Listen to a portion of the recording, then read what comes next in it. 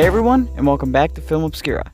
First off, I'd like to start off this video by saying thank you guys so much for blowing up my latest video, and for clicking on this one. On today's episode, I will be talking about the scrapped and forgotten, cancelled Bayverse films.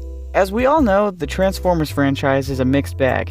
It started off strong in 2007, and then got a somewhat disappointing sequel in 2009, followed by a strong finale in 2011, before getting really weird in the mid to late 2010s.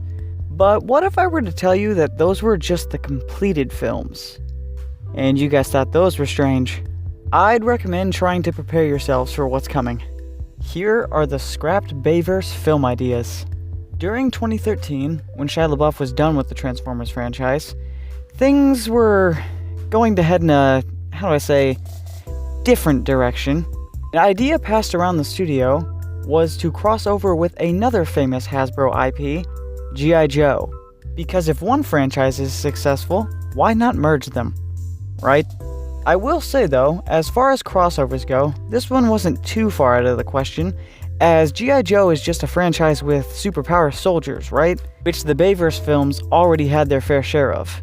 But this time, instead of Josh Duhamel, they'd be branded. While a lot of the details weren't released to us, it seems that the director of G.I. Joe Retaliation, John M. Chu, was expected to return at some point to direct this film if it ever came to fruition. It can also be assumed that Dwayne "The Rock" Johnson, the main star of the previous film, would be set to return as well.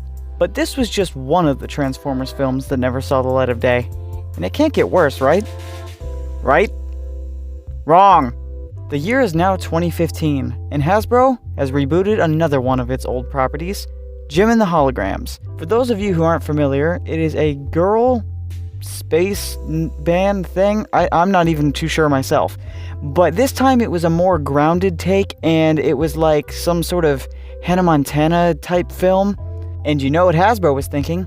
This screams Transformers crossover. Which is quite strange considering that the film itself only managed to last 2 weeks in theaters before being pulled, and it was panned everywhere by critics. As I would have liked to have seen where the heck this would have gone, maybe it's not such a bad thing this one was cancelled.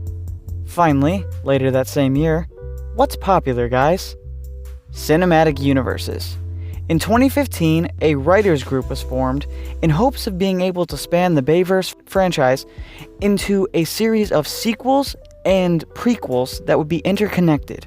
While not much is known about these films and their titles and where they would have headed, we do know some were planned to take place before 2007's Transformers, which eventually we got with Bumblebee, and then the rest were apparently supposed to take place after The Last Night, as I can assume, because, that's where the franchise was headed at the time, but we really don't know much more than that. What do you guys think of the Bayverse films, and what is your opinion on these failed entries? Let me know in the comments below. Thank you for watching, please don't forget to like and subscribe, and see you guys in the next video.